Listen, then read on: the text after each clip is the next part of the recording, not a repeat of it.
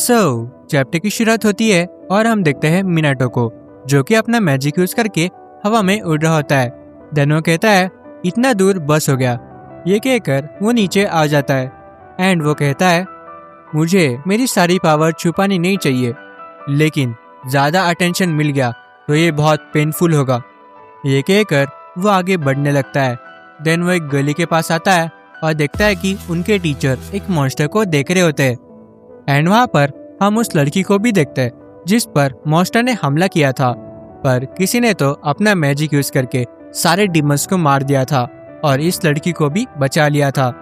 Then अगली scene में हम उनके टीचर को देखते हैं जो कहते हैं मुझे बिलीव नहीं होता कि इतने सारे डीमन बचे थे, पर पुलिस ने ज्यादातर डीमन हंट किए थे और थोड़े ही बचे थे। देन उनके टीचर मन में कहते हैं इन सारे डीमंस को सिर्फ एक ही अटैक से मारा है और इस अटैक को यूज करने वाला बहुत शक्तिशाली होगा, लेकिन उसने नॉन एलिमेंटल मैजिक यूज किया। पर मैंने कभी सुना नहीं था कि नॉन एलिमेंटल मैजिक यूज करके इतने सारे बुलेट्स फायर कर सकते हैं। पर यह अच्छा हुआ कि इस मैजिक ने सारे डीमंस को मार दिया, वरना हम बहुत परेशानी में आ जाते। ये स्टूडेंट्स एक ही बार में 2 डीमन मार सकते हैं, पर एक ही बार में 6, ये तो बहुत डिफिकल्ट है। ये उनके टीचर कहते हैं एंड हम उनके स्टूडेंट्स को देखते हैं जो बहुत गुस्से में थे और कहते हैं कि यहाँ पर इतने डीमंस क्यों है, हम यहाँ पर अभी मर जाते। ये सब वो कहते हैं एंड ये सुनकर उनके टीचर आगे झुक के उनसे माफ़ी मांगने लगते हैं और वो कहते हैं मुझे बताया था कि ज़्यादातर डीमंस पुलिस ने मार दिए हैं, पर स्कूल स्टाफ को भी चेक करना चाहिए था। आई एम वेरी सॉरी कि मैंने आप सबको इस परिस्थिति में डाला। देन वो लड़की जिस पर डीमंस हमला करने वाले थे वो कहती है क्या आपको पता है क्या हमारी मदद किसने की थी? पर उनके टीचर को भी कुछ आइडिया नहीं थी कि किसने मैजिक यूज किया था। देन वो लड़की कहती है कि उसे उस इंसान से थैंक यू बोलना था क्योंकि उसने उसकी जान बचाई थी। फिर देन उनके टीचर मन में सोचते हैं मैं श्योर हूँ कि ये पुलिस वाला नहीं था और ना ही एक प्रोफेशनल मेज, पर यह पॉसिबल है कि यह एक इलीगल मेज हो सकता है, लेकिन उन्होंने ही हमारी आज जान बचाई है। थैंक यू सो मच जिसने भी हमारी जान बचाई। ये सब उनके टीचर कहते हैं एंड हम देखते हैं कि सब लोग स्माइल कर रहे होते हैं क्योंकि सब लोग इससे बच गए। देन हम मिनाटो को देखते हैं कि वो भी स्माइल करने लगता है। फिर देन सीन चेंज होता है और हम सारे स्टूडेंट्स को देखते हैं कि वो उस मैजिक के बारे में कह रहे होते हैं कि वो मैजिक कितना अमेजिंग था। एंड देन हम फिर से मिनाटो को देखते हैं कि वो मन में कहता है ऐसा लग रहा है सब कुछ ठीक है, पर इन्हें छोड़ के।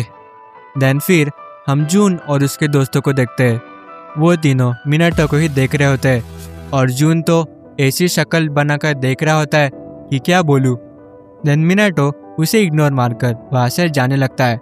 पर देन हम युका को देखते हैं कि वो उसे देखकर कुछ तो मन में कहती है मिनाटो ने डीमन सोल्जर को सिर्फ अपने फर्स्ट टाइम मैजिक से डिफीट कर दिया था, तो क्या वो आसमान में मैजिक की बारिश भी क्या इसी ने की थी? नॉन एलिमेंटल मैजिक और फायर एक साथ कोई स्टूडेंट यूज नहीं कर सकता और वो इंसान भी नहीं कर सकता। पर मुझे लगता है मैं ओवरथिंक कर रही हूँ, पर यह कभी नहीं हो सकता कि मिनाटो एक साथ दोनों एलिमेंट्स यूज कर सकता है और वो नॉन एलिमेंटल मैजिक किसी दूसरे ने कास्ट किया होगा, पर फिर भी उसने डीमन सोल्जर को हराया है। मिनाटो तुम एग्जैक्टली कौन हो? ये कहकर युका मिनाटो को देखने लगती है और मिनाटो आगे जाने लगता है।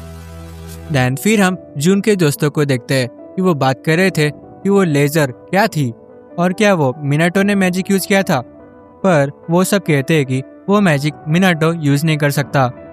देन उन्हें याद आता है कि उस डीमन सोल्जर को उसी ने ही डिफीट किया है। ये सब सुनकर जून बहुत गुस्सा हो जाता है और उसके दोस्तों को चुप बैठने के लिए कहता है, पर उसके दोस्त उसकी शक्ल देखकर ही घबरा जाते हैं। देन जून मिनाटो के बारे में बोलने लगता है कि वो ताकतवर नहीं है, वो हमसे कुछ तो छुपा रहा है। ये सुनकर उसके दोस्त भी उसे हाँ बोलने लगते हैं कि मिनाटो ऐसा मैजिक यूज नहीं कर सकता। देन फिर से जून कंटिन्यू करता है उसकी हिम्मत कैसे हुई कि उसने मुझे उल्लू बनाया, अब मैं उसे एक्सपोज करके रहूंगा। देन यहाँ पर ये सीन कट होता है और हमें स्कूल के बाद का सीन दिखाया जाता है। मिनाटो अपने घर जा रहा होता है, पर तभी जून और उसकी गैंग वहां पर आ जाती है और उसे घेर लेती है। जून कहता है कि तुम्हारा तो आज बैड लक है, किसकी शक्ल देखकर आए थे। ये सुनकर मिनाटो कहता है तुम्हें कुछ काम धंधा है क्या नहीं, या सिर्फ आवारागिरी करनी है। ये सब करने से अच्छा है तुम थोड़ी पढ़ाई या मैजिक सीख लो।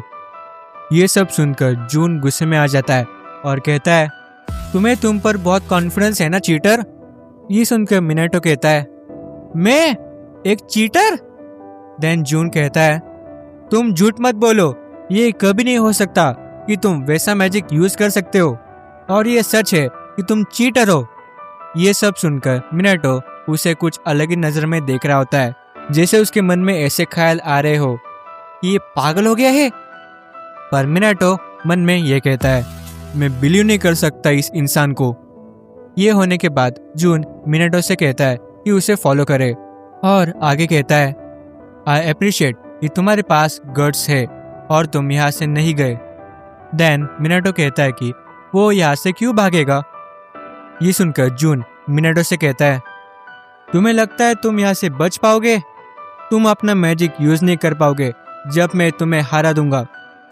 पर तभी जून मिनाटो के नाक पे जोर से पंच मारता है एंड अगली सीन में तो सारे स्टूडेंट्स मिनाटो को मारने लगते। देन जून कहता है हाँ अपने मैजिक के बिना कुछ कर नहीं पा रहे हो ना, मैं आज तुम्हें छोड़ने वाला नहीं हूँ मिनाटो। पर हम देखते हैं कि मिनाटो को कुछ फील ही नहीं हो रहा था। मेरा मैजिक इन सबको अपने आप ही ब्लॉक कर रहा है और इन्हें देखो, इन्होंने इस पर एक स्क्रैच भी नहीं छोड़ा है। पर क्या मुझे प्रिटेंड करना चाहिए कि मुझे लग रहा है, ये मिनाटो कहता है और वहां पर कोई तो आ जाता है और कहता है ए तुम उसे क्यों मार रहे हो। देन हम उसका फेस देखते हैं कि वो यूका निकलती है। ये देखकर जून बहुत घबरा जाता है कि यूका ने उसे ऐसी हालत में देख लिया, क्योंकि यूका जून की क्रश होती है। यहाँ पर चैप्टर एंड हो जाता है और हम देखेंगे यूका जून का क्या करती है और क्या होगा आगे। तो अगर आपको ये चैप्टर पसंद आया होगा तो लाइक एंड सब्सक्राइब कर देना एंड हम मिलते हैं नेक्स्ट इंटरेस्टिंग एपिसोड के साथ।